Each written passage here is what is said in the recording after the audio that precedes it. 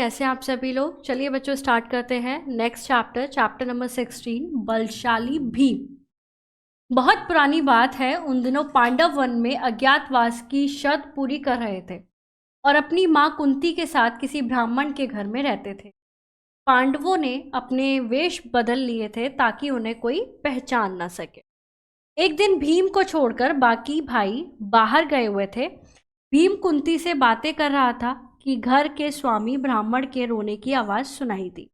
तो ये जो थी कुंती जो 5 पांडव थे उनकी माता थी और ये अज्ञातवास की शर्त को पूरा कर रहे थे। एक ब्राह्मण के घर में स्टे किया हुआ था और ब्राह्मण के रोने की आवाज़ आती है जब कुंती भीम से बात कर रही होती है बाहर।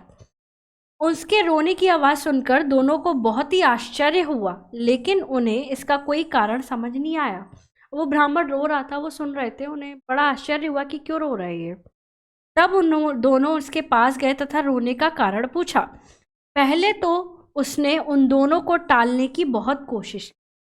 फिर उसने बताया गांव के से बाहर एक गुफा में बकासुर नाम का एक राक्षस रहता है। इस गांव से रोज एक आदमी उसका खाना लेकर जाता है।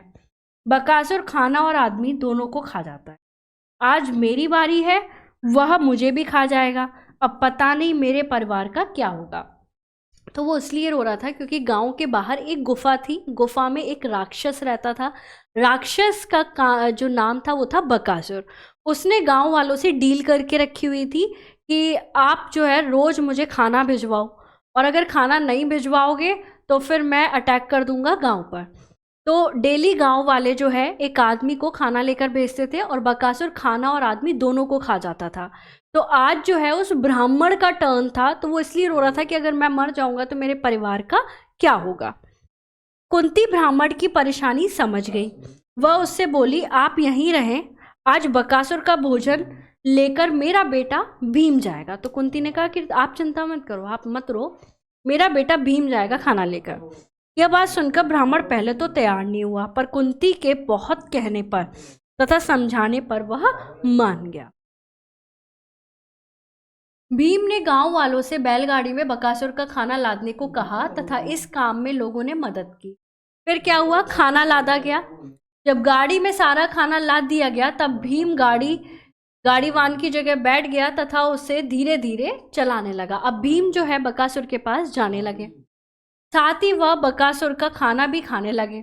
और जो खाना गाड़ी में रखा था, भीम को भूख लगी तो उन्होंने बकासुर का खाना भी खा लिया। इससे उनका रास्ता आराम से कटने लगा। उधर गुफा में बकासुर का भूख के मारे बुरा हाल हो रहा था। अब बकासुर भूख की वजह से गुस्सा हो रहा था। गुफा के बाहर पहुंचने पर भीम ने राक्षस को आवाज लगाई।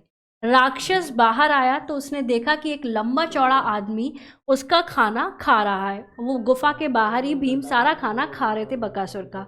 बकासुर को भूख लग रही थी तो वो बाहर आया, बाहर देखा कि उसका खाना कोई आदमी खा रहा है। यह देखकर उसे बहुत गुस्सा आया। गुस्से से आग बबूला होकर वह भीम के पास गया और बिना कुछ बोले उसे मारने लगा लात घूंसों से। भीम कुछ देर चुपचाप रहा, फिर उसने बकासुर को पटक दिया और उसे तब तक मारता रहा जब तक कि वो मर नहीं गया। यानी कि भीम ने बकासुर को मार दिया। भीम राक्षस के मर जाने के बाद उसकी लाश को घसीटते हुए गांव में ले आया। गांव वालों ने जब बकासुर को मरा हुआ देखा तब उन्हें बहुत खुशी हुई तथा इस खुशी को उन्होंने नाच गाकर व्यक्त किया। साथ ही उन्होंने भीम की वीरता की काफ़ी प्रशंसा की। माता कुंती ने भीम को आशीर्वाद देकर गले से लगा लिया।